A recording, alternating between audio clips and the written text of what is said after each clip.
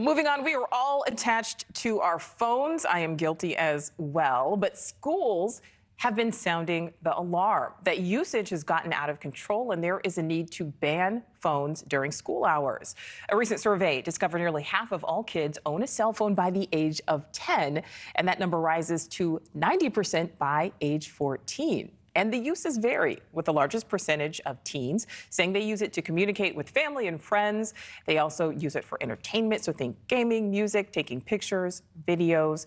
But entertainment aside, almost 60% of teens say they use their phone for schoolwork. So when a school in Colorado attempted to ban phones, it faced extreme opposition from parents. Over half of polled parents say they want their kids to have access to phones at least part of the day. So I'd like to welcome in Keri Rodrigues. She is the president of the National Parents Union and mother of three.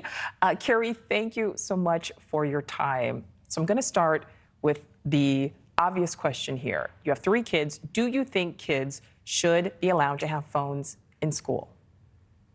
So yeah, I have three little boys in 5th through 10th grade, plus I have two bonus sons. So there's a lot of little boy activity going on here, and they all have cell phones. And I have to be honest, I can understand the challenge of not wanting kids to be completely distracted during the day. But as a parent, their ability to reach out to me during the day when things are challenging, when they're navigating something that's complicated, or they're having big feelings or anxiety about something that's happening is invaluable to me.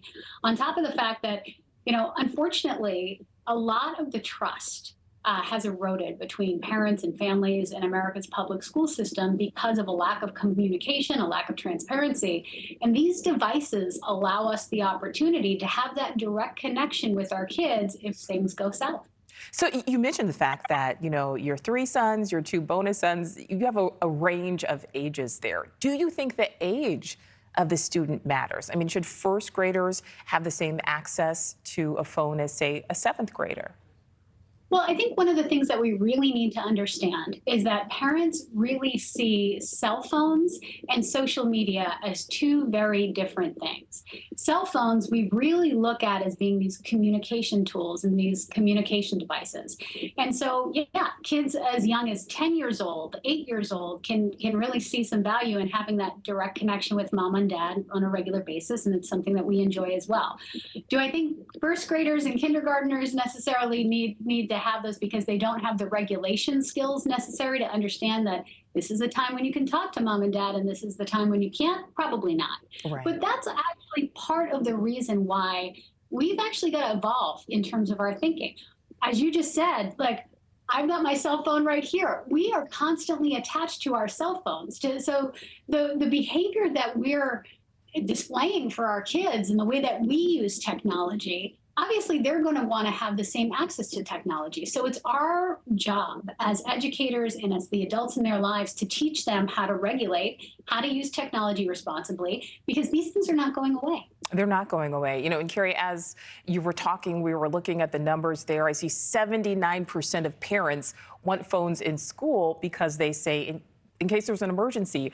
But there's a lot of teachers who say parents are often the ones texting their kids, as we see 79% saying just in case of emergency. But many times, parents text kids and it's a distraction, not necessarily an emergency, just because they want to touch base with their kid. Do parents really need that, line of constant communication ability? Because obviously not all parents are using it. Well, isn't this interesting? The messaging that we get from teachers half the time is that, oh, we don't care enough and we're not engaged enough with our kids and we don't know what's going on. And now the messaging is, oh, we're too engaged and we're trying to have too much interaction with our kids. So I don't know how both of those things can be true at the same time, but I would argue that, again, teaching kids skills around self-regulation, understanding when it's appropriate to use technology or not. I know every day around the dinner table, I'm teaching my kids the lessons around, okay, this is not the time to be watching YouTube. This is family time when we're going to be talking to each other and interacting and learning those social skills. But also teaching them that, yeah, there are times when you can be using, whatever device is available to you. That's part of the job. And Right. as we're in 2024, Again, this is technology that is not going away. Our kids need to learn these skills, and it's time that our educators actually evolve in some of their practice and start understanding that this is part of the job. And you're absolutely right. They're not going away. It's certainly not in our lifetimes. Do you think there's a way to satisfy both sides of the argument?